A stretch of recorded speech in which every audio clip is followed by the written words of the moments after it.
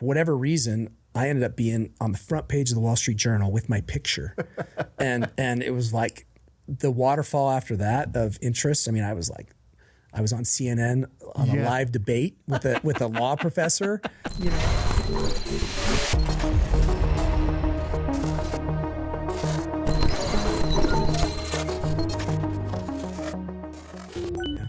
Well, let's start there. Like, you've been in this community, in this scene, in the state of Utah. I mean, man, we go back a long way. Very first Silicon Slopes Summit, Ogden, Utah, baby. The very first one. Yeah, and then you were organizing a lot of startup weekends. You helped get Startup Ogden up and running and together. In fact, are you still involved in that? I mean, yeah, I'll always be. I'm a professor at Weber State, and they do stuff down there a lot. And so I go down there. I don't have any, operational responsibility, which is great because it's got. I mean, I think that's one of the challenges in communities is you get the same people doing the same stuff for too long. Sure. But I'm really proud of it because they are totally self-sustaining. Yeah. So one of the few, I think, kind of startup communities that typically gets outside funding that transitioned to being able to fund itself. Well, the genius of what you did there and the whole crew up there did was to tie it to the university. Yeah. That was actually a really great idea in terms of I know that place is going to be around 20 years from now, right? Yeah. 40 years from now, 60 years from now, as long as Weber State's around, right? And so we bought the building, so that helps. Yeah, that helps. But yeah, I mean, and you got some state funding, I assume, and things like that. And the building is beautiful. Do they still have the bookstore in the bottom floor? Honestly, so I think the university, sometimes I think partnering with the university can be a bad thing. Really? Yeah, just because, the bureaucracy and the red tape and all that stuff. But Weber State's a pretty special place that gave us a playground to try new things and wanted us to. And so that helped. But yeah, and we got some federal funding. We got a grant initially. Yeah.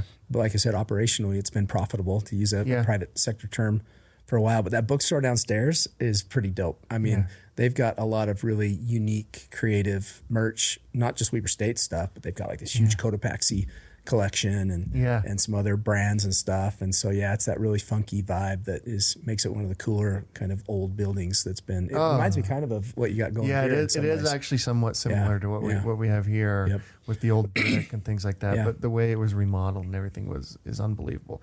Yeah, I want to say Beehive Startup's first event was there. I think so. Yeah. I'm pretty sure our first ever which event. Is kind of weird that it was up there. I mean, honestly, I kind of wonder. It's all because of you. No, I mean, I think we were both just trying to do stuff back then, and nobody was super interested in. We used to go up there all the time. Remember that? At least once a quarter. Yeah, no. We'd hold some conversation. I just mean it was kind of new, and it wasn't nearly as popular.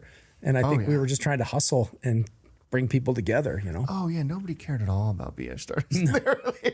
I mean, Silicon Slopes, Startup Ogden, all that stuff was pretty dispersed. Oh yeah. It was there was a number of really, really great community builders, you being one of them, and we were all kind of working the same track with various organizations or all these types of things, and it's fun to see the progress we've all made since. Honestly, it's kind of ridiculous the progress you guys have made, and no, I'm not, I don't blow smoke at you, but it's like, holy crap, just coming in here and seeing the studio and coming to the big annual event and stuff, it's still kind of mind-blowing for me. I don't know that I'll ever get used to the event and how many people show up to that.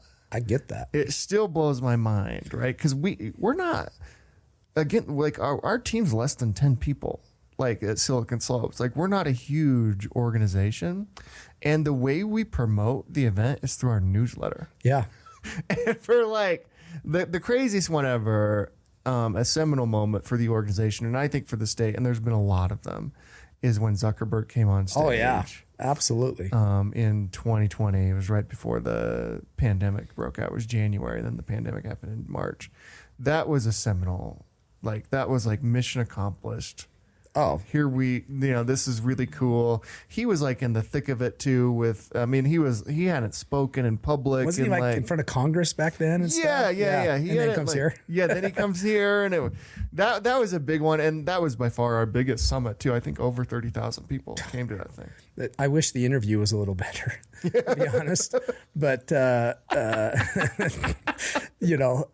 but yeah, getting those kind of people here is mind blowing for me too. But I mean, it's really a testament to the community, right? The strength of the community, the builders that are here, and because they kind of attract people like that, you know. Yeah, I think you're thinking like we had Senator Lee do the Tim Cook interview.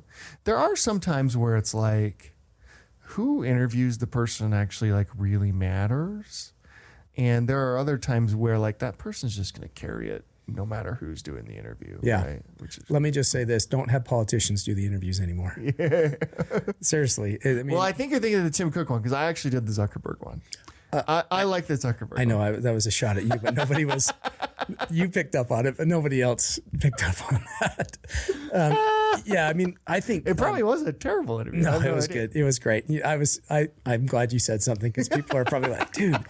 I will say though that when this is not a bad, but there's been other politicians that interviewed. I think Orrin Hatch interviewed Zuckerberg at BYU years ago, wasn't it? Yeah. And that was, they just aren't, in their defense, they're not deeply ingrained into new technology. And so the questions and the banter isn't what I think people would hope for. But hey, you know, well, the beautiful thing about that is Zuckerberg doesn't come there without Orrin Hatch.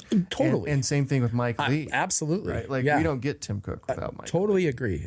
But I think there's a way to do that and still, because ultimately, I mean, getting to hear them speak, I mean, it's a good example. You got some stuff out of Zuckerberg that everybody was like, I wanted to know that. Yeah. And so that's where, but anyhow, it's tough because I know there's a lot of factors. Yeah, he started talking about like religion and stuff. I was actually pretty blown away by that.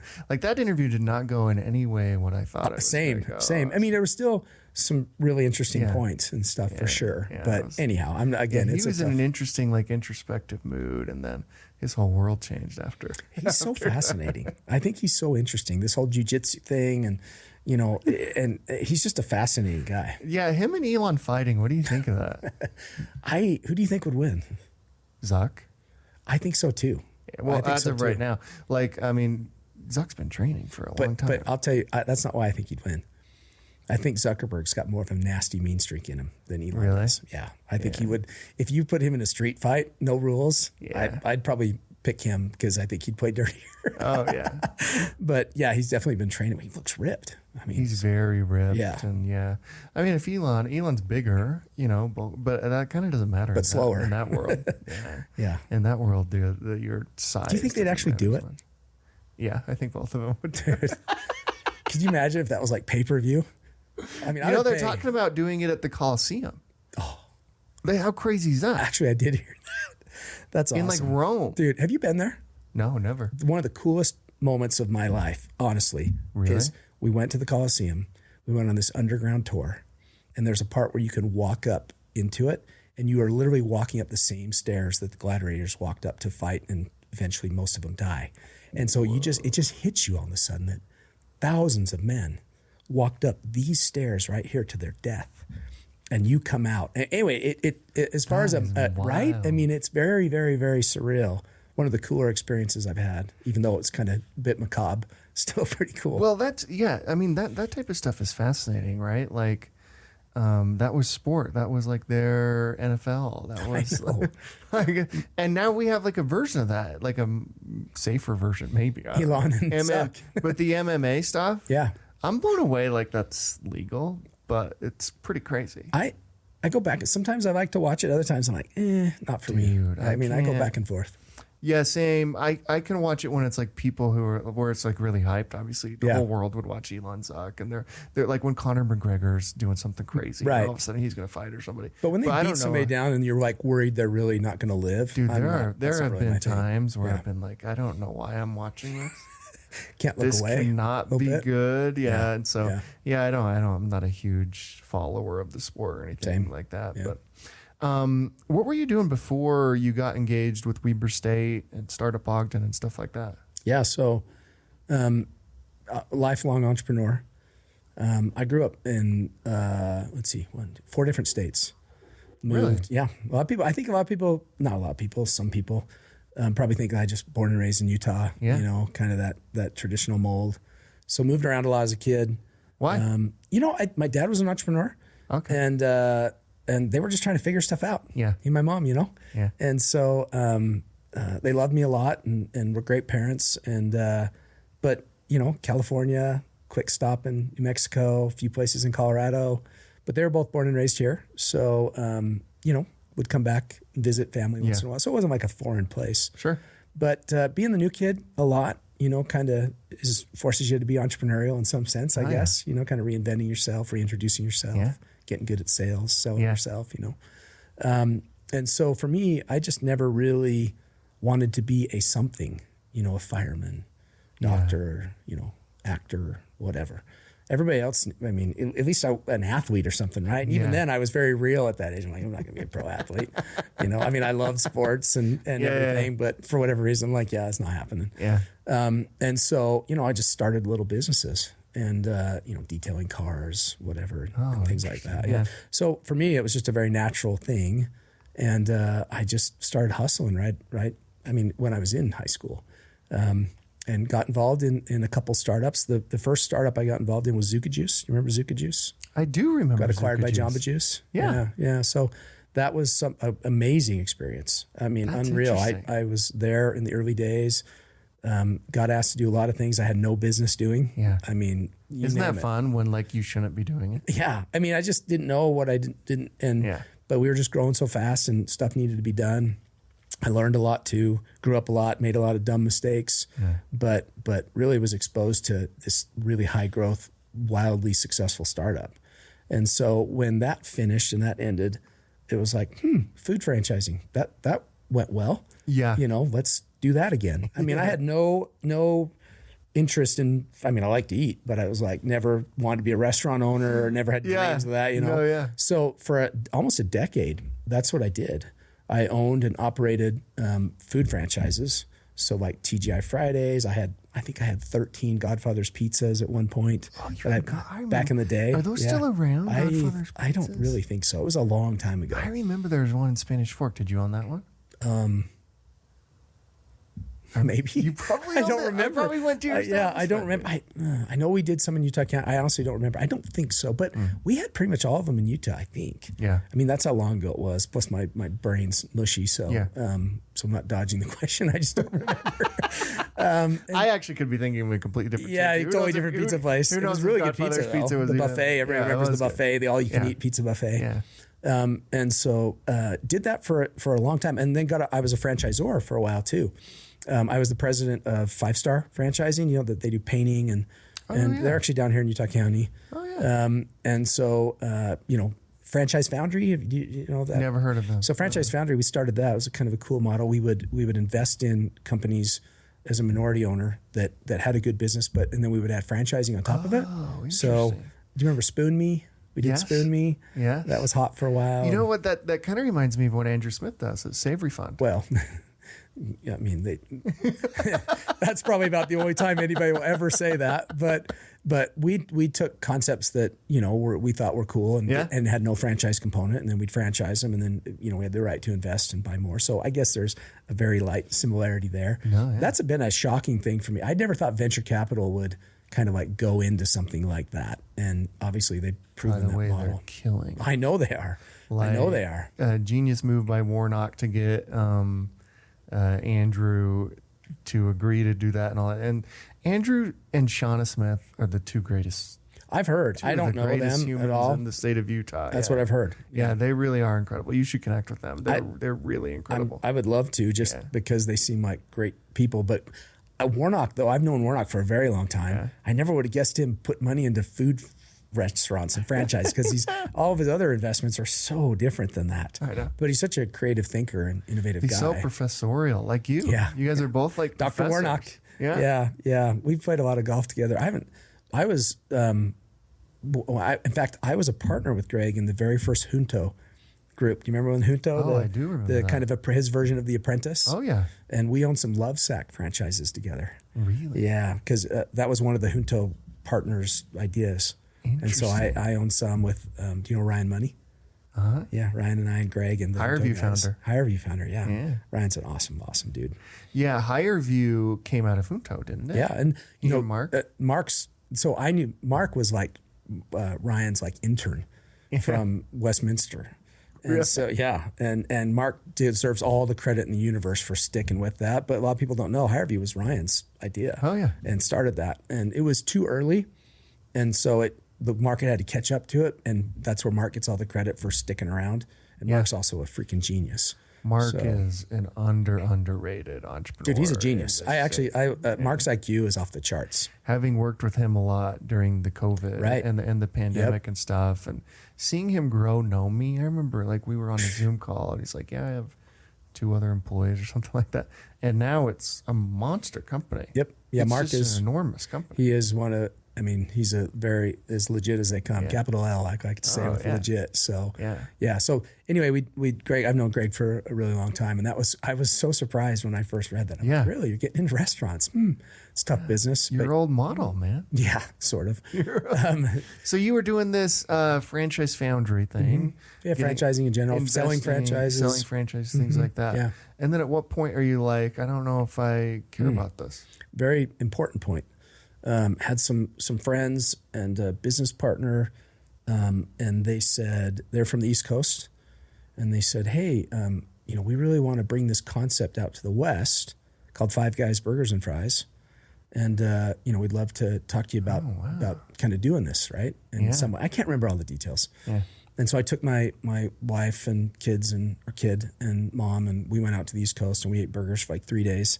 Sweet. And I came back and I just was like, man, this is going to be wildly successful, but my heart's not in it anymore.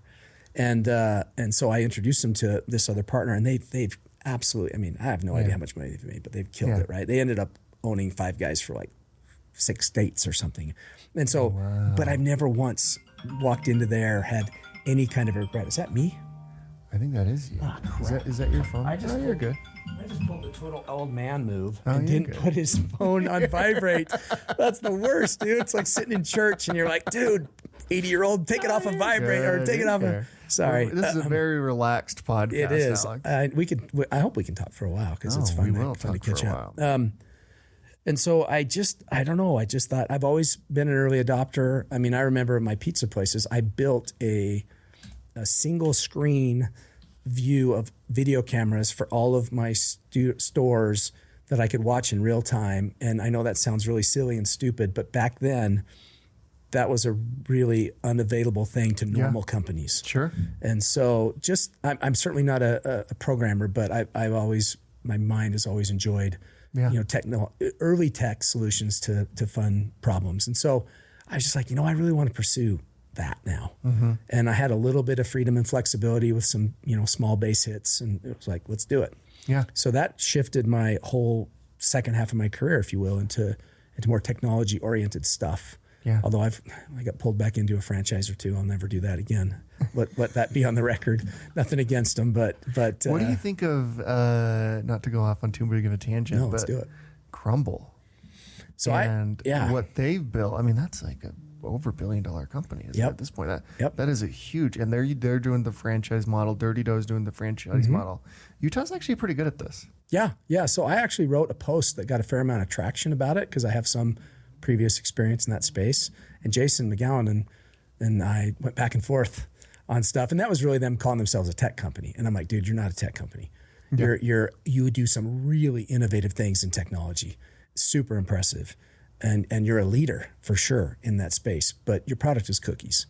Yeah. And you're a cookie company that uses tech at a really impressive level and really innovative level. But until you start licensing your delivery app to a whole bunch of other restaurants, and that's a meaningful source of revenue, you're not a tech company. Yeah. And again, they're probably doing private equity, and that helps the valuation, and I get all that. But anyhow, so my other post was, I think the music's going to stop on the cookie.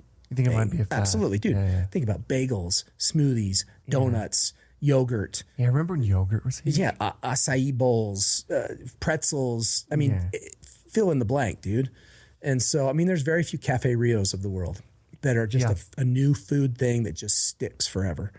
And I don't think cookies, well, let me be clear. There's going to be a lot of people that sell a lot of cookies for a long time and do really well. Mm-hmm. But there's going to be a bunch of others that either just kind of are zombies, just kind of carry on, make a little bit of money, that go out of business. Mm-hmm. And so, but they're going to keep growing and stuff. It's just, I I wouldn't get into those businesses now. I think there's new markets to open where people are really excited. But yeah, I mean, it's an amazing business. Holy crap. It's incredible. It really is. It's remarkable. And the growth is remarkable. Remarkable. Yeah, truly remarkable and super impressive. So I'm not, downgrading any of that. It's I think they've hit their peak.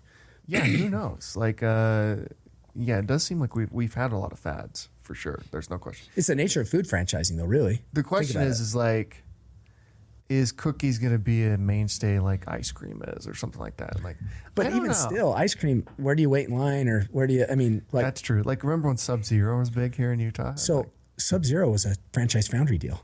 Really? Yeah, at one point, Jerry.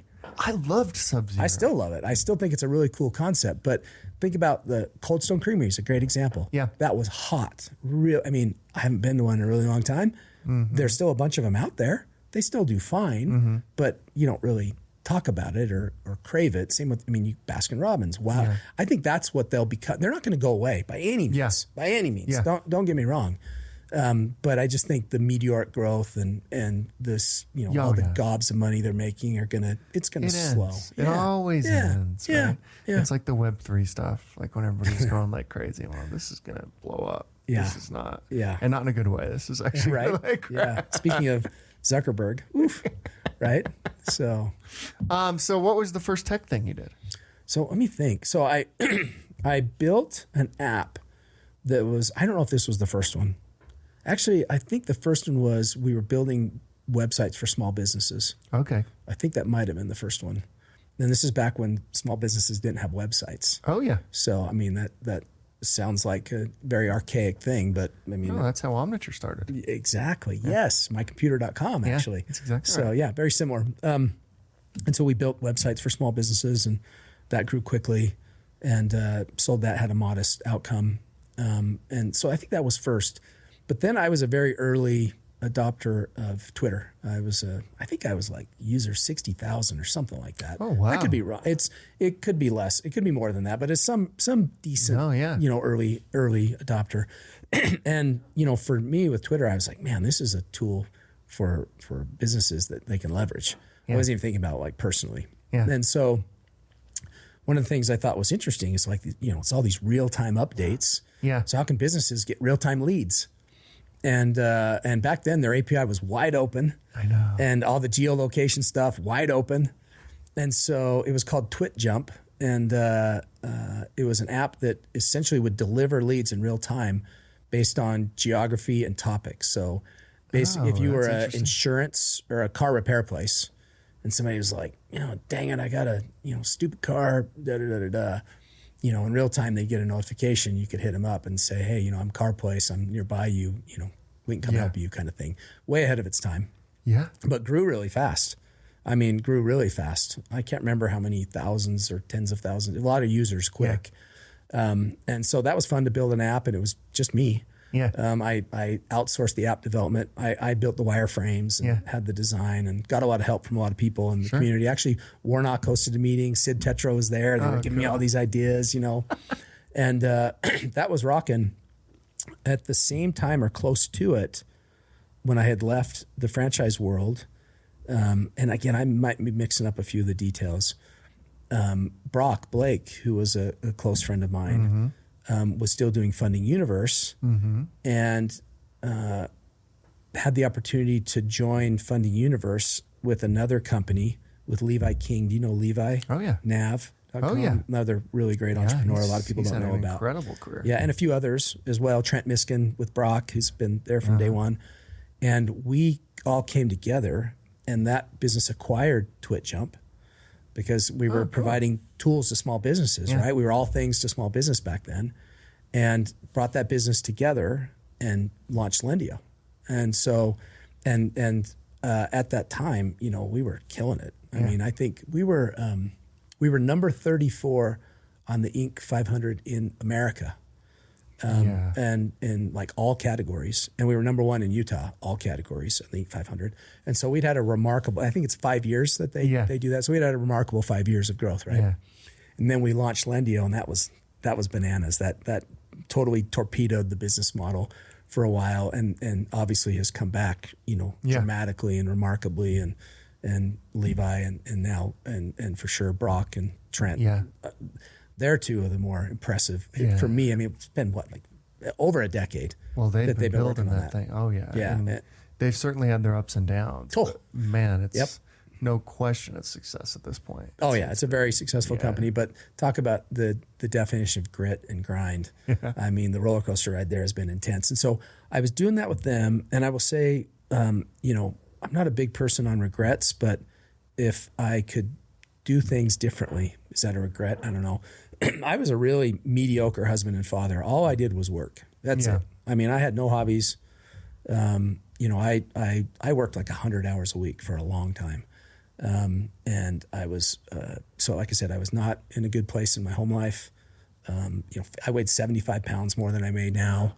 I had high blood pressure, all this stuff, just really unhealthy. Sure. And sometime during that time when I was doing the pizza places, actually, I had a mediocre experience at the University of Utah and a bachelor's degree. It was like a 3.0, and not a knock on the U, but just wasn't really my thing. I didn't really enjoy school. I decided, Weber State launched an MBA program, brand new. And I tried to get into the U and BYU. They both turned me down because my grades sucked and my GMAT score sucked. Awesome. They're like, we don't care how much experience you have. You don't have the grades or the GMAT to get in. But Weber had a brand new program. And even though it was brand new, I still barely made it in. And so I was like, but an MBA, it sounds interesting, and I'm a learner. And I had an amazing experience. I learned a ton. It was like real world business stuff. Practitioners taught it. And I graduated like top of my class. I was the student speaker at graduation, like totally different experience, you know? And so my connection to Weber was very real and meaningful and powerful. Yeah. And I got to guest teach once in a while. Eventually I did like an adjunct class once a year. Yeah. And the president of the university, Ann Milner, and the provost, Mike Vaughn, they're like, we'd love to have you up. We want to talk to you. And I thought maybe it was like a donation kind of thing. Yeah. We were friends. Mike was the dean of the business school. He became the provost. And so anyway, long story short, they're like, we need an entrepreneurship program. We don't have one. We want to do something with Ogden City Entrepreneurial. We don't know what to do. And they're laying all this stuff out for me. And Kurt Roberts was there from Kickstart Fund. Oh, yeah. And he had started this great kind of momentum in it as a leader in that role there at the Weber State. And I'm thinking they're going to say, like, do you know Jenny? We think Jenny would be awesome. What do you think of Jenny, And because I'm at Lendio, we're pushing hard. And they're like, we were wondering if you'd like to do it. And I was very taken aback. And, went back, called my wife first. Yeah. But then went back to my partners at Lendio, and they're like, dude, like, that's crazy. And they were very supportive, like, whatever you want to do, we love you. But so it took like 2 or 3 weeks because I hadn't ever really worked for anyone. Really, I had some skin in the game at some point. Yeah. And obviously I decided to do it. Yeah. So that's when I left there. And part of the agreement was that I could still do entrepreneurial things, though, because I'm like, I'm not a bureaucrat. I'm not, probably going to be the best employee in a lot of ways. And as long as I wasn't doing things that were competitive, starting an education company or hiring my students, they're like, as long as you're teaching and responsibilities are good, great, do it. And they've kept to that. What was that like? Like going in there and you built the program from scratch, right? Yeah. There wasn't an entrepreneurship program at all. Startup Ogden didn't exist. We built a few other programs that have lasted. The Mars Center that came, the Larry Miller, the new high-tech center at the west end of Hill Air Force Base. And we didn't have a technology commercialization office at all. And so started that. And so I got to do a lot of really fun, meaningful things with the teams up there. It was very entrepreneurial. I got my hand slapped a few times, kind of, getting into that world. I like to joke. I got my P card taken away for a while, just because, I would forget. You have to have the sales tax taken out and things like that. Yeah. So things that weren't, egregious, but just learning that world. I got it back. So that's but yeah, it was really fun, really entrepreneurial, very rewarding. To feel like you were working on something that was hopefully going to have an impact beyond just making money, which is not a bad thing at all. No, not at all. And then I started teaching a little more, and that my role transitioned and changed. We can talk about that. Yeah. So as you're teaching, you're like, at what point do you say, like, hey, I actually want to get a PhD in this stuff? So I was teaching. So my role was as vice provost. They didn't hire me to teach. And as vice provost, I got to do all these programs and things and stuff. But I would teach just a little bit. And I was like, man, I knew I wasn't going to last in the vice provost role. I knew I was going to, leave and go start a business full time again. Cause I'd gotten involved in a few other businesses along the way, but nothing where I was like in charge, running them kind of thing. And so, but the teaching, I was like, I could see myself doing this forever. Have you taught a class before? I've spoken at those like entrepreneur lecture series, like at BYU and stuff. And I'm like, man, this is fun. It is. I do like it. Yep, and you'd be really good at it. Maybe you should look into that because we need more practitioners. We need more people that have been out in the real world recently doing stuff. And so I just knew. And the provost, Mike, who's one of my biggest mentors, he's like, "Have you ever thought about really being a professor?" And I'm like, "Well, yeah." And he's like, "Well, if you really want to be accepted in academia, you need a PhD." And I was like, "Hell no." Yeah. Like that's no way. And so I bucked that for a while. And then I started looking into programs because most PhDs, you got to move there and uproot your family and not do anything else for 4 or 5 years. And truly, it's actually pretty intense. It's extremely intense. And the failure rate is really high because of that. Yeah. And if that were the case, if I'd had to do that, I never would have done it. But Oklahoma State, I think Gonzaga, Pepperdine, they had these programs. So one of the things I've learned is if you try and shortcut stuff at all in the education process in academia, you might as well not even do it because they talk behind your back. They don't accept it. Yeah. So if you get a PhD from University of Phoenix or something, you will check the box, but you won't be accepted. And one of the biggest motivators in my life, just being honest, is kind of these inadequacies, these feelings of, like that drive me that aren't necessarily from a great place. Oh yeah. Chip on my shoulder, like insecurities. If you tell me I can't do it, I'm going to prove that I can't. Yeah. And just insecurities too. Right. Sure. And so I'm like, I don't want to, if I'm going to do it, I'm going to do it right. Yeah. And so all 3 of those programs, really legit universities. Oh yeah. And they had programs that were the full deal. They were the same professors, the same content, but you could essentially like travel there. And so Oklahoma State, I think, was the best one. Did I get into all of them? I think I did. I can't remember. But Oklahoma State was the, big time research institution, big time school. And so I got in, and for 3.5 years or so, I flew to Oklahoma every month. Is it like, for how long were you there? The first year or two, it was like 5 days a month. And not just 5 days. It was, we would be in a big auditorium. Uh-huh. And my peers were unbelievable. I mean, these are CEOs and big time flying in. Just I'm not being humble. I was the dumbest guy in my class. They were so smart, and it was so challenging and intimidating. But we would show up the night before on let's say a Tuesday night, and we'd be there Wednesday morning at 8 a.m. and we would be served breakfast, lunch, and dinner in that space. And the professors would come in, and we would be in class all day. Wow. Wednesday, Thursday, Friday, Saturday. And most people would fly home Saturday night. I couldn't because of how far away. Sunday. So that was truly, I say this often, the hardest thing I've ever chosen to do in my life. I've had harder things happen, but I almost quit 2-3 times. My wife was like, "You're not quitting." And you know what's interesting about that? I bet it was way fun.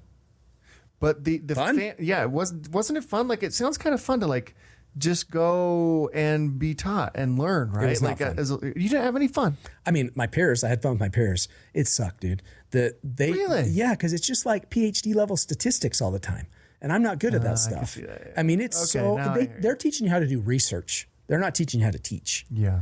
And so it's like scientific research. And that is not something I really enjoy. Yeah. And so it was just stuff I'm not good at.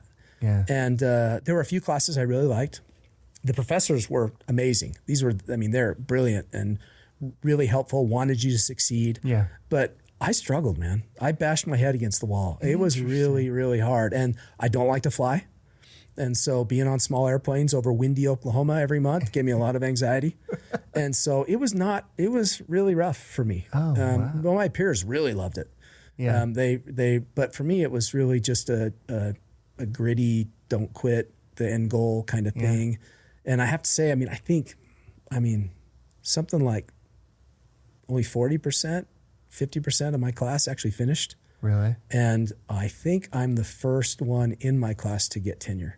of anybody in my graduating class as a professor. Wow. And so, I mean, I'm not like patting myself on the back. A lot of it's my situation, but yeah, I would definitely not say it was fun. There were fun moments, but overall, when people ask me, it's funny. People are like, "Oh man, professor, that's a good gig. You know, how much do you teach?" I'm like, "I teach 4 hours a week." "Oh, when do you teach?" 2 semesters. "Oh, wow, how do I do that?" I'm like, "Well, it's pretty straightforward. Just go get a PhD, you know, and you're welcome to apply." I mean, the bar is for me was very, very high, and it was very, very difficult.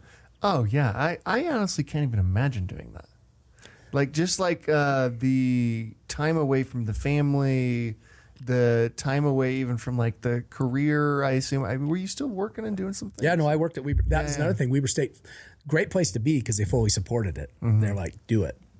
But it was really hard, man. We had class back here in Utah online Fridays and Saturdays, and because of the time change, I was online at 5 a.m., 6 a.m. Doing these classes on the 3 weeks that we weren't there. Yeah, and so it was constantly like this looming dark cloud that never left for 3.5 years. And so I'm not trying to be dramatic, but for me, like I said, it was just extremely hard and painful. Wow, that's incredible. So you get through that and you come back and by the way, what's the PhD in? Business. Yeah, and I did my dissertation on grit and entrepreneurship. Oh, so cool. Yeah. Have you met Angela Duckworth? Oh yeah, she's her. Well, no, I haven't met her. She was here recently speaking at that Sandlot Partners event downtown here, and I missed it. Oh, really? Yeah, and so she spoke at Summit before. I missed that too. Her and Ryan Smith have a pretty strong relationship. Well, her research and her books and stuff are obviously, I cited those things a lot. Yeah. I'm a huge fan. Yeah. Well, when you said grit, I was like, I know. She's the grit king and queen. I know the woman who well deserved. That. Yeah. Yep. That's interesting. So you come back here, and then once you get the PhD, what happens? So they had a job opening in the professional sales department at Weber State, and so I applied for a job, which again I probably hadn't done since I was like 14, bagger in high school. Maybe I don't think I applied for any of the other stuff I mentioned. It was just kind of hustle and come together. Yeah. And they weren't really jobs in the sense that, you know, I think I had skin in the game in all of those deals. But and I had to go through that process, man, interviewing, and then I had to present to the department, and it was very intimidating to go through that process. And obviously, I got the job. Yeah. And started my professorial road, and again, same deal. I could start and operate businesses as long as my teaching stayed at a high level. And the sales program at Weber State is like world renowned. Yeah. So I am pretty confident I would not teach at any other school in Utah and any other program at Weber State. It is so incredibly unique. The Weber State student body, I really resonate with their story. Mm-hmm. And this is not a knock on anywhere else, but mom and dad's not paying for it. Yeah. They're working full time while they're in school. Yeah, it's like UVU. Yep, very similar. Even a little bit tougher, though, I would say, because at graduation, they ask students to stand up. Actually, it's not. I bet this doesn't happen at UVU. Let me ask you. They ask at graduation, they ask students to stand up that they're the first person in their family to graduate from college. And I bet 50% to 2/3 stand of graduates. I mean, it's a significant amount. It blows me away. I mean, that's really, think about that. The very first person in their family in today's day and age. I mean, that's a very high number. And I don't know if that happens at UVU or not. Yeah, I'd be surprised if it happens at a lot of places. And so, and we've got a lot of non-traditional students, and that's defined in a variety of ways, but a lot. So anyway, that resonates with me that they're there because they really want to be, because they're paying for it. And speaking of that, Weber State is very affordable. Our students graduate with very little debt. And that's really important to me too, because I don't think everybody should go to college. I really don't. I wanted to ask you about that. Yeah, I don't think everybody should go to college. But if you are going to go and you're not sure, at least go and not come out of it with the financial noose around your neck. Yeah. And so Weber does a really good job at that. And then the sales program is world renowned, 50 years. Yeah. And extremely well respected. And the reason for that is, one, our students get jobs, and they get good jobs, and they all do. It's something like, they wouldn't let us say 100% because I think they had, but it's like 99%. And the stuff we teach is real world. It's stuff they use right away. And so for me, again, being a practitioner or whatever you want to call it, that it has to be that way. Yeah. And so I feel extremely fortunate that I'm there, and it's why I love it so much. What do you think the future of education is, like universities and college? Because I remember growing up, I think I was the first person in my family to go to college. But since I was the second oldest, so my other siblings have, and they've done incredible things. Yeah. Well beyond anything I ever did in school. But when I was growing up, it was like, that's the thing you did. Yeah, for sure. You got the degree, and if you could continue on, like go to law school or something cool like that, right? Then you'd made it. That was like a stamp of approval in society. And I don't know if I'm in a bubble or, I'm just hanging around with the wrong people or something. It feels like it's the exact opposite. It's almost like looked down upon in some circles. Yeah. To have gone to college, or like not like for people who are like our age and older and stuff like that, but like if somebody's like 22 or something and they got like a bachelor's in business, it's like, why? What are you doing? Yeah. You know what I mean? Yeah. Are you seeing that? Yeah. Is that Sure, feel like that's sure. right? Yeah, and I try to be really, outspoken about where I think that stuff's going, especially with the AI stuff, and that's a whole different discussion. But I mean, it's such an it depends answer.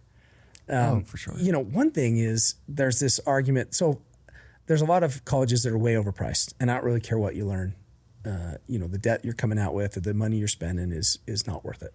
Oh yeah. And so, and I don't have any in mind, but there's plenty of them that fit that role. All of them. Yeah. There's a lot, right?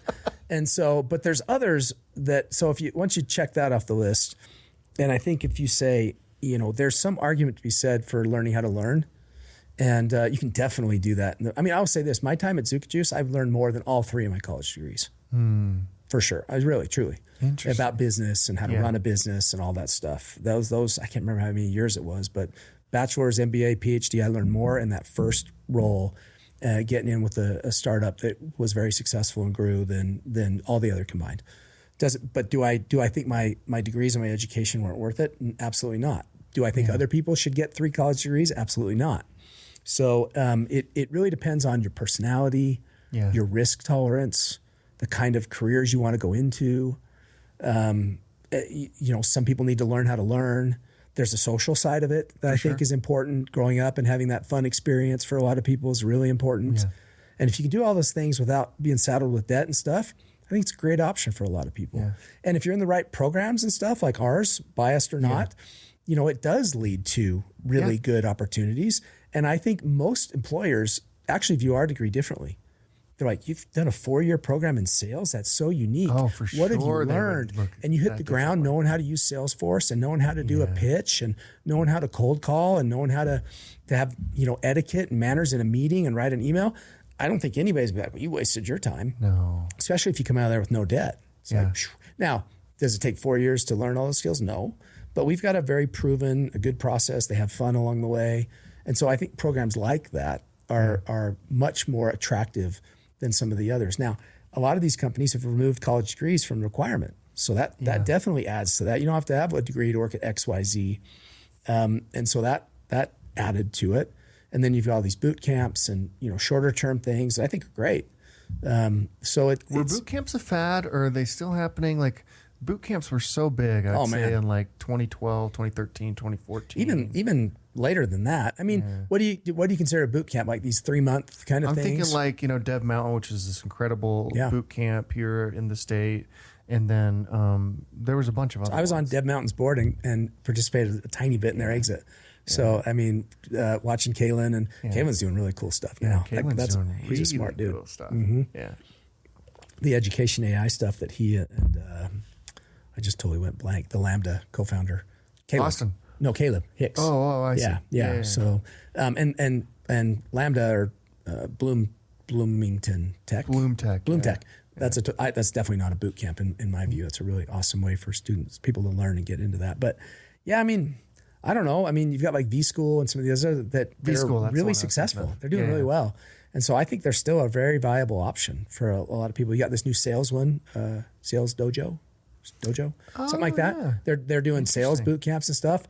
I think that's great. Yeah. I think there's a role for all those. And, it's kind of like most things. If you get in there and you bust it and you push and you really get the most out of it, you're going to have a good outcome from it. Oh, for sure. It's kind of just how you approach everything, right? Like when I went to UVU, I think I started as like a psychology major. That doesn't. I didn't even know what I was going to. Dude, I was a psychology major at the U when really? I started. Yeah, and then I switched to economics, then business management. Yeah, so that's funny. I ended up switching to like English, I think, or like You're a great writer. All I wanted to know. That's the only reason why I wanted to go to college. Yeah. It was like I want to learn how to write. You want to be a journalist, right? Yeah, I went to be a journalist. Yeah. And, I'm like, I just want to know how to write. I feel like that's going to be important. How to communicate, how to talk to people, how to tell people stories and things like that. I don't know why I thought that would be cool. I'll tell you, I say this to my students, and AI, I actually have this conversation, has changed this statement. But I've said, hey, I don't want to offend anybody, but these aren't English classes, but I expect you to write at a certain level because I'll say this, it's impossible to be stupid and write well. Yeah, it really is. But now that's not true.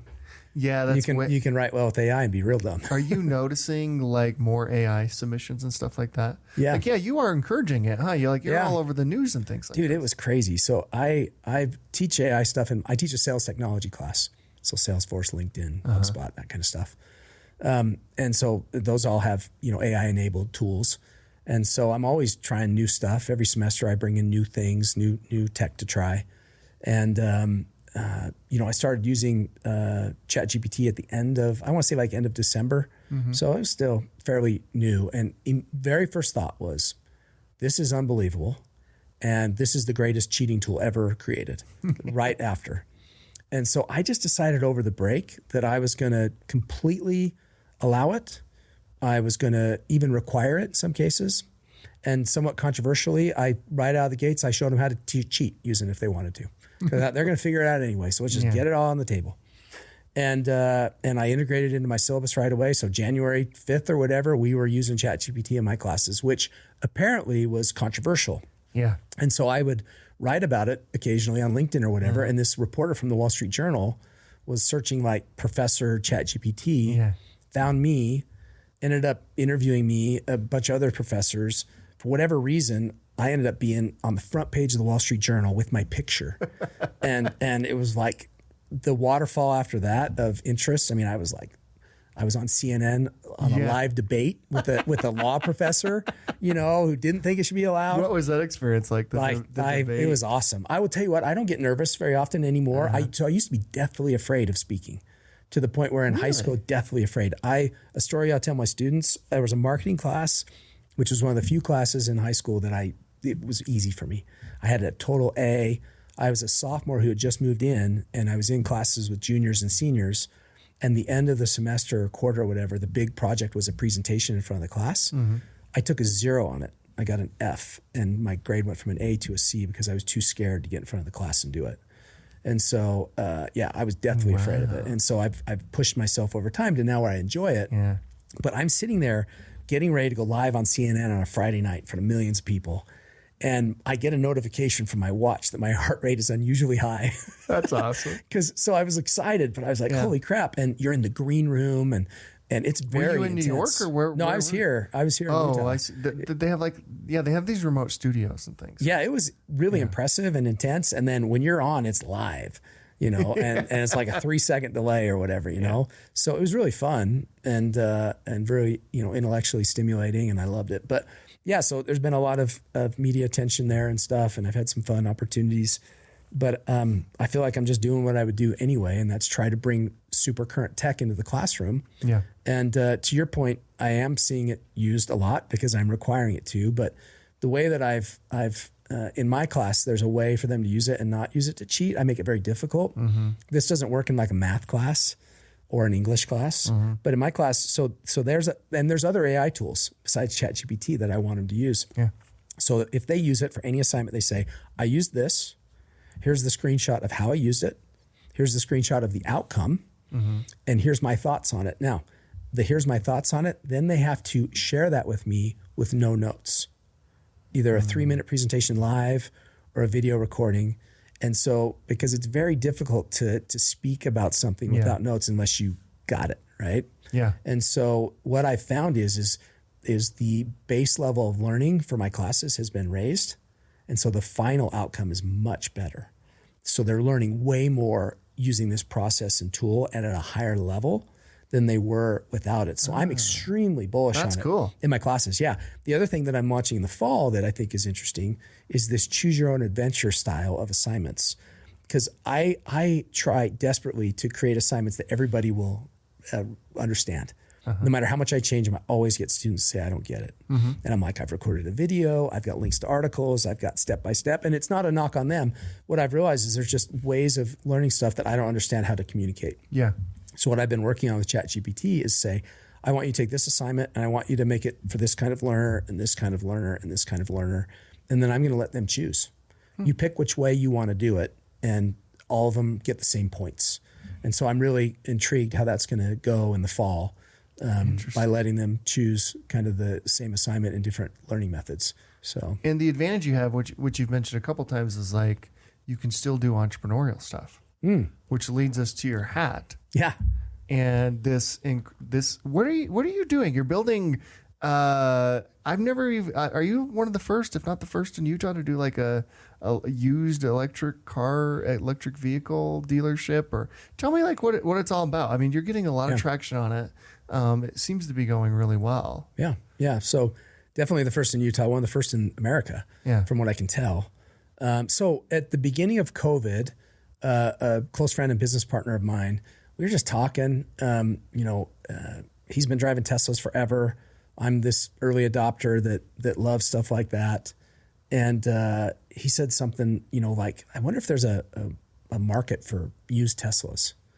And so I started thinking about, what that would look like, more of like a marketplace, right? An online marketplace. And so, my experience in the past has been, if you're going to build software for something, you either need to be the customer or you need to be intimately aware of the customer's needs. And we were neither, really. And so he had a dealer's license for a really long time, car dealer's license. Really?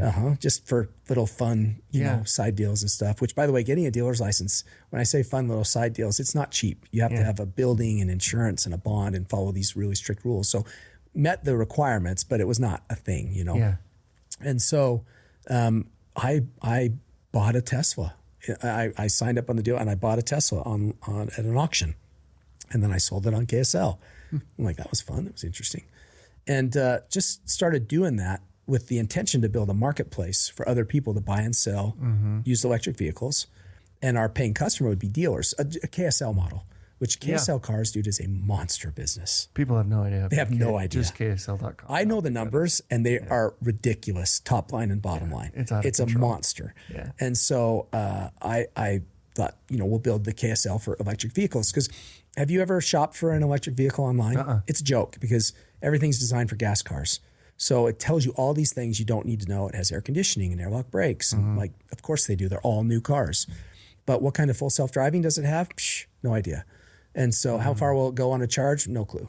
And it's getting a little better, but it's a very cumbersome and poor experience. And so started, buying and selling more, really slow. Buy one, sell one, buy one, sell one. Signing up for software, what do dealers use? What's the vocabulary they use? Just really trying to understand that because that's who I'm going to sell this marketplace stuff to.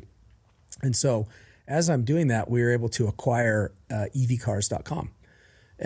Really, I'd argue maybe the best domain there is. They're like ev.com. Yeah. And started building this marketplace and started talking to dealers and all these things. But as I'm doing this, keep buying and selling more Teslas essentially. And so at this point a few years ago, I was like, wait a minute, this is a real business. Yeah. And then it started to get to the point where like, this is a really real business. Yeah. I'm not going to disrespect this thing anymore, So now I had kind of this, and I was able to acquire evauto.com and evtrucks.com, these really great domains. And I leased a bigger location, hired my first salesperson, started ramping up inventory while I'm still building the marketplace, right? Yeah. And so I've got these two businesses. We have these two businesses that are connected but different. And then like, I don't know, a year and a half ago, it was like, there's a real opportunity here to build a very large chain. Because this is not, we're not just doing one to do one. And so really started focusing on the dealership while I still got this marketplace that I need to find somebody to help me with, because I think the shopping experience online for an EV still is terrible. Yeah. And so I think once the dealership starts to get a little more legs, we'll continue to invest in that. But started looking for a legitimate location, preferably one that we could own. Yeah. So in true entrepreneurial style, the first couple locations fell through. Devastating, right? The 11th hour, these 2 locations that were amazing. But it's funny how things work. I mean, I was really depressed. I thought we won't find anything better than those. Yeah. But then I would drive around constantly looking. And, dealerships are typically if they're good ones, they're on the freeway, so you can see them. Yeah. But that has become less of a thing because with digital, a lot of people don't come to you. They just come to pick it up, kind of a thing. Yeah. And so there's a lot of competing opinions there on how much you should pay for a location. My theory was if you drive up and down I-15, there's like 5 Ford dealerships. Yeah. You're not really going to remember which one's which. No. You kind of remember there's like the Southtown Auto Mall. Yeah. You might see some down here in Provo that but you don't really remember. But you drive them down the freeway, you don't see anybody that's selling electric vehicles, especially with a good brand, a good logo, a good selection. So my theory was if we can get right on I-15, people will go, we're in Bountiful, they'll go, there's that place in Bountiful, hopefully. So I would just drive around looking for empty pieces of ground or buildings I could renovate or whatever. And, one of the things I learned at Zuka Juice, if you're looking for a location and you're just driving around looking for vacancies and for rent stuff, you're just doing the same thing everybody else is. Yeah. And the likelihood that a killer A+ location opens and you're not just massively competing for it or overpaying for it are extremely low. So I had the opportunity to earn some equity in some locations. And the way I earned it was the franchisee had spent a really long time, I want to say over a year, looking for locations. I couldn't find a good one. So I went up there and said, and again, I'm like early 20s. Yeah. I had no idea what I was doing with real estate. But for whatever reason, I'm like, what's the busiest intersection in town? Where would everybody want to be? Oh, there's a Starbucks, And I just went to places and started saying, hey, do you want to move out? Are you going to retire? Or do you want to shut down? Yeah. And I found this amazing location. I think it was a Sherwin-Williams paint store. Oh, wow. And I can't remember if they were going to retire or move. They're like, yeah. So we ended up getting a location like right on Main and Main that any food place would have killed for. Yeah. And so that experience, kind of this, same thing, I just started driving around and there was this empty piece of ground. It wasn't for sale. The owner wasn't interested in selling. Mm-hmm. Anyway, long story short, we were able to buy the ground, build a new building, and build what I hope is the first of many EV Auto locations that we just got our business license and certificate of occupancy this week. That's awesome. And we're just starting to ramp up inventory and going to start, advertising. So we're definitely Utah's only place where you can try a variety of electric vehicles. Because right now, if you want... Well, that's what's cool. It's like... Yeah. You gotta, if you went to the Tesla dealership that's just off the freeway, I don't even know that you can drive off with the Tesla, can you? They don't like you to show up and test drive cars, no. Yeah, that's not their thing. But what's cool about this is like, you can actually drive off the lot with it. You just buy it and, drive off or test drive it or whatever it is. Yeah. That's pretty interesting. Well, I think the most interesting thing is like, look, my budget's $50,000. I want to drive a couple different ones. Where can you go do that? You're going to have to literally go to, let's say you want to drive 4 different ones in that price range. You're going to have to drive to 4 different car dealerships, deal with 4 different salespeople, kind of try and remember what that, take all the time to do that. And that's a miserable experience. Yeah. And so, most people, Tesla's still 60, 70% of market share. So they might just want to drive a Tesla, but I don't know, they might want to drive something else. There's a lot of cool options out there. There's nowhere they can do that. Yeah. Nowhere. And then not only that, I think car dealers, they don't remember what it's like to buy a car. It sucks. It's a terrible experience for the vast majority. For sure. And so I'm not a car dealer. I am now. Yeah. But I bought a lot of cars over the years, and I can count on one hand the good experiences that I've had. Mm-hmm. And so, there's an opportunity to be a one-stop shop and we do hybrids as well, plug-in hybrids and EVs. Oh, cool. That's convenient and we know more about them than anybody else because it's all we do. Mm-hmm. The vast majority of our buyers are first-timers, so they... we can install a charger in their home in 36 hours or less, stuff like that. But the experience, you can buy a car from us in 15 minutes if you want to. And we don't pitch you a bunch of stuff at the end that you don't need or want. And we don't play all these dealers do so many, not all of them, but you can mark up the interest rate. Oh, yeah. You can, have this crazy doc fee. You can require them to use your financing and the interest is higher. You can, require them to buy a security system and do all these things and then pressure them to buy a warranty and pressure them to buy Scotch guarding and all this stuff that makes it a bad experience. So we do none of that and provide this other. We're hopeful that combined will be a good offering. Yeah, that's incredible. How's it going so far? Great. Are you open? Or are you about to do a grand opening? Or we're not going to do a grand opening for a little while. We want to ramp our inventory up and time it right and stuff. But we are open. We're not making a big deal out of it. Yeah. But and we've never not been open.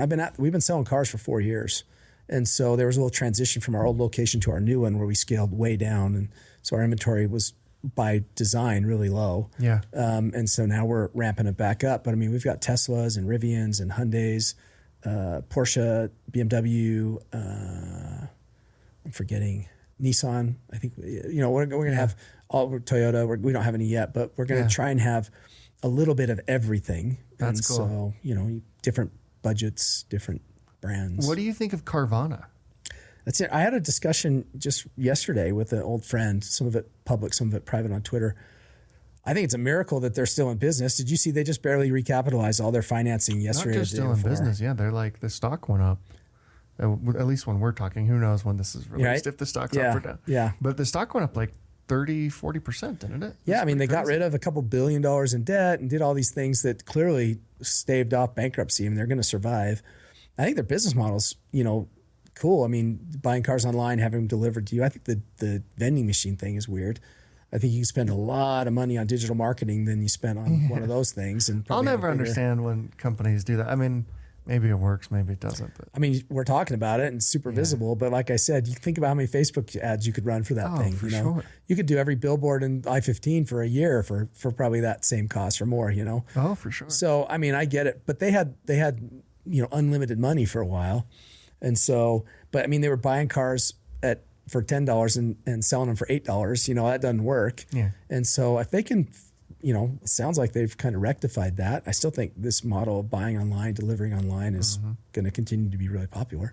It seems like they figured out, but they sell all cars, right? Oh yeah. Anything. Do they sell any electric vehicles? Oh, sure. They got tons of Teslas and they sell everything. Yeah.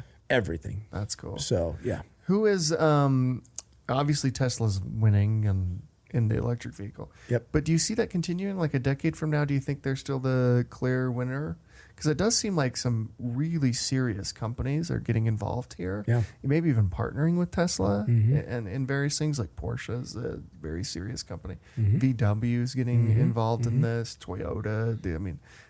Where do you see the electric vehicle market like a decade from now? Yeah. A decade from now, I have a hard time not believing that Tesla's still not the dominant brand, but that could mean 20% of the market share, and it's the other 80% is split up amongst a whole bunch of others.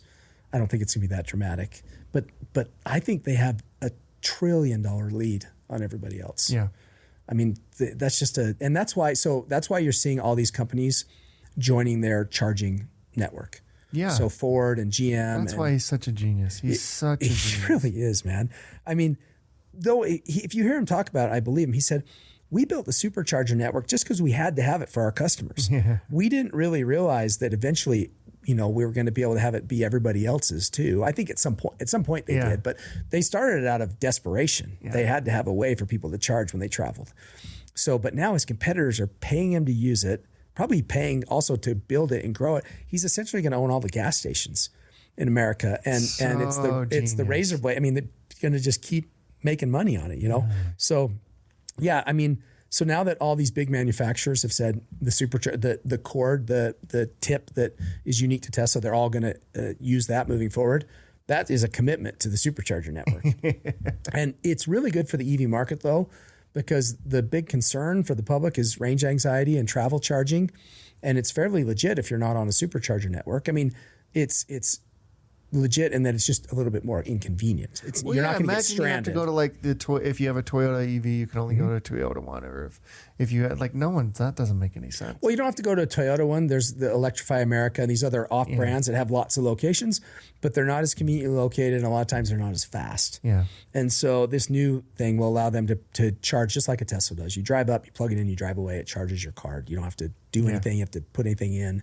And so I think that is going to grow Tesla, but their full self-driving software, which I just read today or yesterday, they're in talks, rumored, to be licensing their full self-driving technology to a very large car manufacturer. Oh, to other manufacturers. And if they like the car, so Porsche makes the Taycan, which is a beautiful electric car.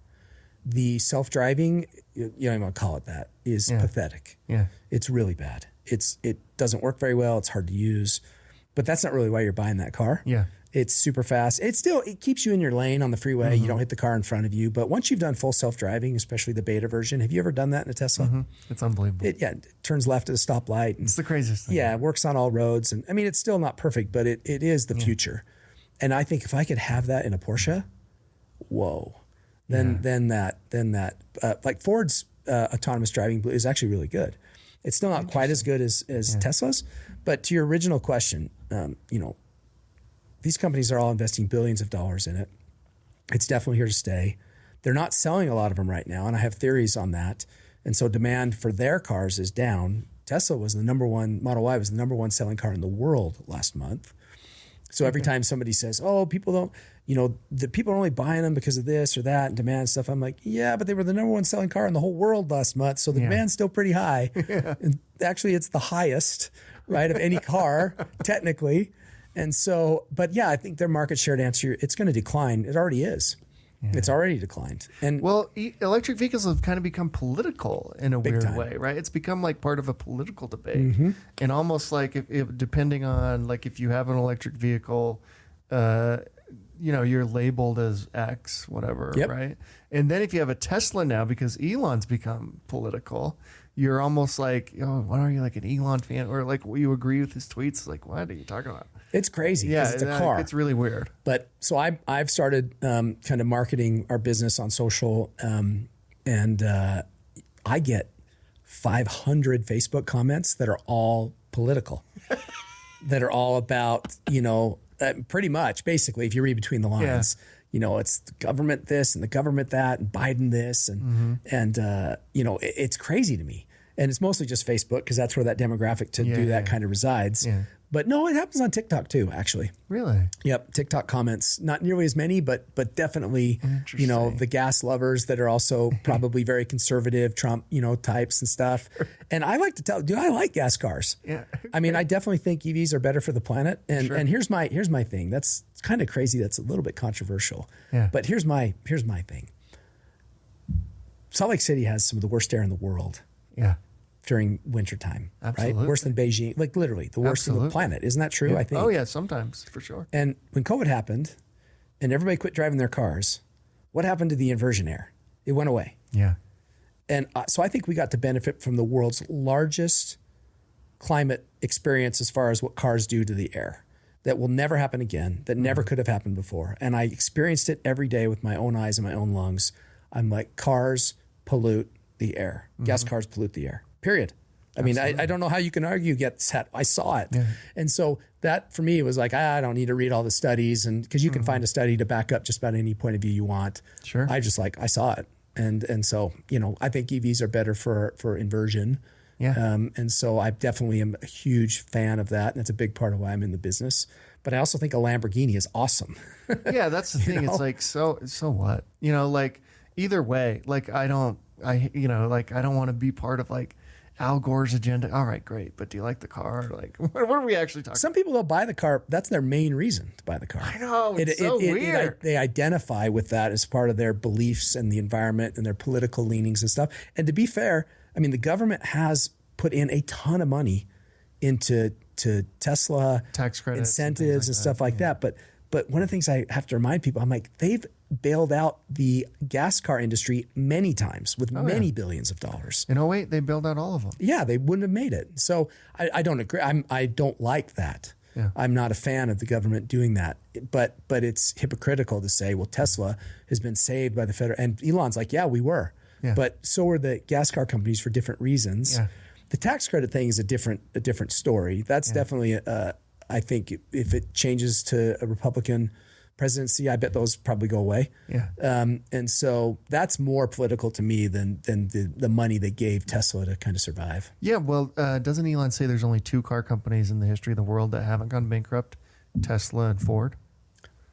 There's only those 2. Everyone else goes bankrupt. Didn't know that. He says it's like, this business is super, super hard.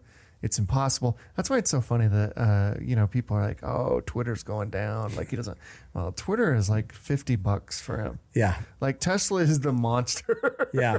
Like that. Well, and SpaceX. And SpaceX. I mean, think about it, dude. Boring company, Starlink. It's like, what? Starlink's out of control. I mean, what's the new one? The X.com, the AI one, Neuralink. Yeah. It's like, dude, it's mind blowing. Yeah, the greatest entrepreneur of our generation, for sure. Without question. And it's weird that that's political too. Yeah. But I mean, objectively, those are all billion-dollar companies. It's not even PayPal. Close.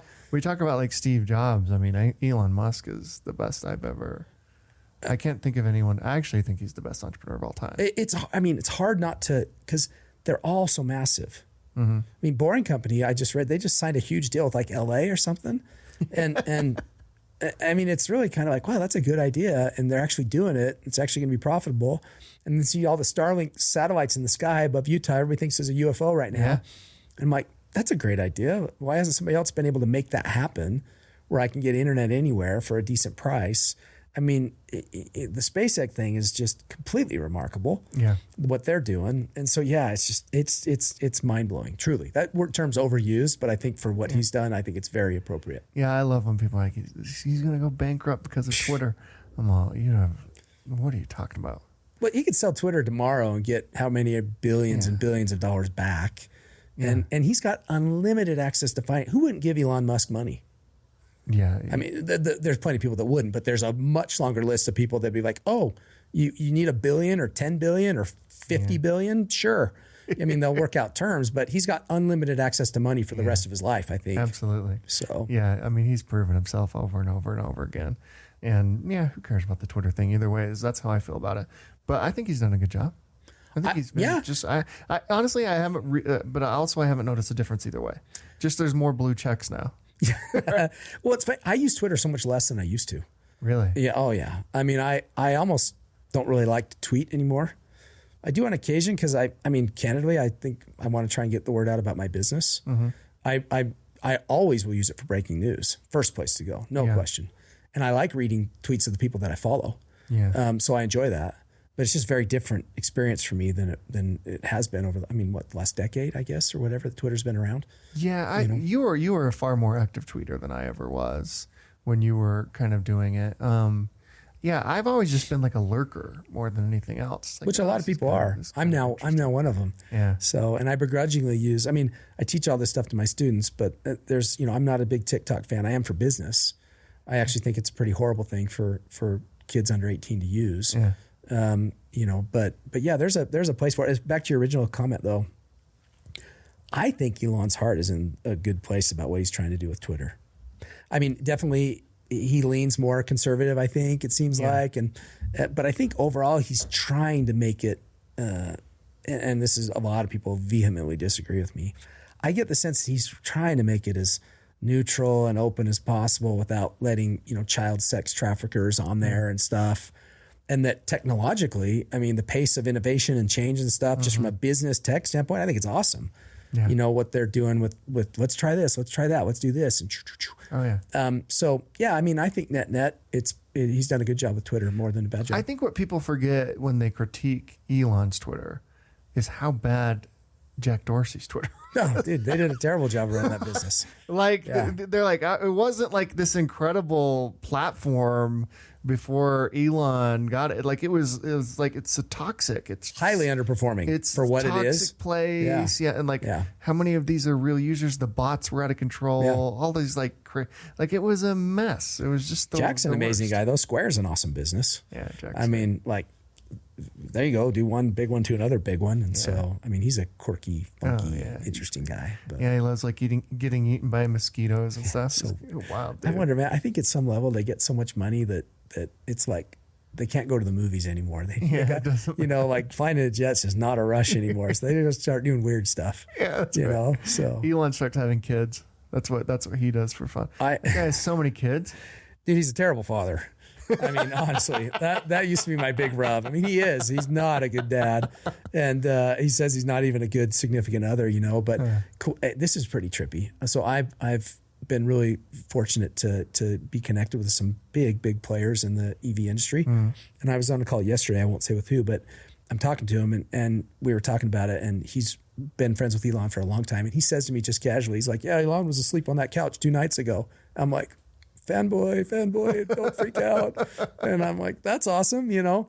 So yeah, I mean, I doubt that I'll ever have any interaction with him, but I mean, I don't even know what I'd say, you know? We're going to get him to Summit. One of these who would be able to, which politician? Cause that's really, I mean, who would be able to get him here? No one can get him here. Really? No, he does whatever he wants. He's above that. That's crazy that Zuckerberg's not above it and Tim Cook's not above it, but Elon is. Well, I don't know if he actually is or isn't, but he thinks he is. I guess that's true. Yeah, that's actually. I have no idea if he actually is. Yeah, I wonder how do you get him here? Persistence. It would be so. He started doing more public appearances over the past 2 years. We actually reached out to him this year. They said timing doesn't work, but that's usually what. But that's probably a legit answer, though. I mean, can you imagine his schedule? Yeah. What? He's the ultimate Summit guest. I really want Bezos too. That one seems like more realistic. Yeah, I think we can maybe get Bezos. I wonder I mean, Ryan Smith is the ultimate. Yeah. Right? I mean, that's probably your best chance. Yeah, so. get Ryan. Yeah, Ryan's this huge figure now. No, well, I mean, getting to Bezos is probably through Ryan is probably. We talked to Bezos too. Yeah. The craziest thing about Summit is it's known now. Again, like when Zuck came on that stage. Yeah. He like gave a stamp of approval. Like this is a place where you can go speak. And now, because we used to have to like, promise this is a real thing. There will be thousands of people in there. I promise, like Utah, Salt Lake. I don't think so. Yep. And now we don't have to do any of the convincing. It's just, does it work for your schedule? Especially or is it Zuckerberg, Tim Cook, and you say those two have come. It's like, okay, then it's as legit as it gets. Is it an event that we can fit in our schedule or that we want to do? Yeah. Because they only do so many events. Just promise me if you get Elon or Jeff that a politician will not interview them, please. Yeah. Please. Can you publicly commit to that now, please? Well, I promise you a politician won't interview Elon because there's not a politician who can get Elon. There's not a president. So they wouldn't have. If I knew Joe Biden, or like Donald Trump, and said, "Hey, will you ask Elon?" Elon would say no. It's got to be somebody that is a legitimate like friend or something that has a connection to Utah. Well, and even then, I don't know. I mean, the person who runs all of his finances and business. Oh, yeah. Is a Utah. Yeah. Yes. I read an article about him. Yes. That's awesome. I read an article about him. Fascinating. Yes. There you go, man. There you go. That's the connection. Yeah. President Nelson. Yeah. Right. That's the connection. Seriously, there's your connection. That's awesome, dude. That'd be great. Lastly, what's the future for EV auto? What are you thinking? I mean, this thing could really blow up, man. Yeah, I mean, we didn't do it for one location. Yeah. It's going to be a bumpy road. Have you ever read Crossing the Chasm? You know, it's like all the early adopters buy it and then it kind of just flatlines for a while, or maybe it goes like this a little bit until kind of more the normal people get comfortable, and then it goes like this again, and the heights that it achieved. That's where big companies are created. I feel like we're in the chasm right now. All the early adopters, not all, most of them had bought EVs. And so a couple things have to happen for us to cross the chasm. Interest rates are really hard on used cars, period. But it made a car. That's the thing. Electric vehicles are more expensive than other cars, but do you know what the average price of a new car in the U.S. is right now? $41,000. Really? Average. Now, a lot of people, way high, right? A lot of people don't obviously highest. I mean, it goes up every year. That's absurd. Yeah, and that's majority of Americans don't buy brand new cars. Yeah. But I'm just saying, if you're comparing new car to new car, yeah, I have, and it's not smart. And so, So just comparing objectively Apple to an Apple, right? I mean, you can buy a brand new Model 3 for that or less with tax incentive. Yeah, that's and true. so if you're comparing those, it's not but overall, a Ford F-150 Lightning versus a Ford F-150, yes, it's more expensive to purchase. We can get into the argument, how much expensive is it to operate and own with gas savings and service and things like that. But I think that interest rates will help all car businesses, but will definitely help EVs if they come down, and hopefully they come down. So that's one. Prices in general of EVs need to come down. I mean, there'll always be the Porsches and stuff like that, but I'm talking about, and if you look at the list of ones that are coming out, I think that's going to happen. You're going to see, and this is the other thing, you can buy a BMW i3, which is a smaller car, but it's a BMW. I think they're cool looking. Yeah. The interior is really nice. I mean, we've got one, you can get a really good one for like 15, 17 grand, and it's fully electric. Interesting. And it's a BMW. And so, I mean, you can buy on the lower end and still have an electric experience that saves you money on gas and service and stuff. So the prices will come down. Selection will go up. The charging network, the range anxiety will continue to get better, the supercharger network and things like that. So if interest goes down, if purchase prices go down, if the fear of I can't charge it, I can't get anywhere, and battery distance goes up, those really help those people on the other side of the chasm to get comfortable. And so if we can stick around and get there and be the brand, we're the experts, we have the selection, we have a Nordstrom-like service experience, that when that hits, I think, our hope and our goal is to be the largest seller of used electric vehicles and hybrids in the world. No, it could. And so the opportunity is massive. That's for sure. It's just, can we get from this side of the chasm to that side of the chasm? Can you survive it? Yeah. And so for us, it's going to be a real grind. But never started this to have one in Bountiful, Utah. Definitely. And I will say this, I'll be 50 next year. It's so funny. Scott Paul was at an event and he had his video team and they're like, let's talk now. This guy is going to be 50 and he's starting a business. And I'm like, man, that sounds like what a way to start. This old man is going to start a business still, If he can do it, so can you. Although statistically, isn't it the best founders usually are 40, 45, something like that? Mid-40s. Yeah. Mid-40s. Yeah. So, she's like, by the way, that's like what Scott is. Yeah, exactly. Scott, like around that. Well, he's younger than that, but I just was like, it just hit me. I'm like, because I don't feel old and I don't think 50 is old, but this will be the last thing I do as far as a big entrepreneurial venture. That's cool. I'm all in, burn the boats. We don't have any investors. Yeah. When do you start getting investors though? Because I imagine you're going to have to, right? Nope. Really? Yeah. We don't have any debt. A little bit on the mortgage for the property we purchased.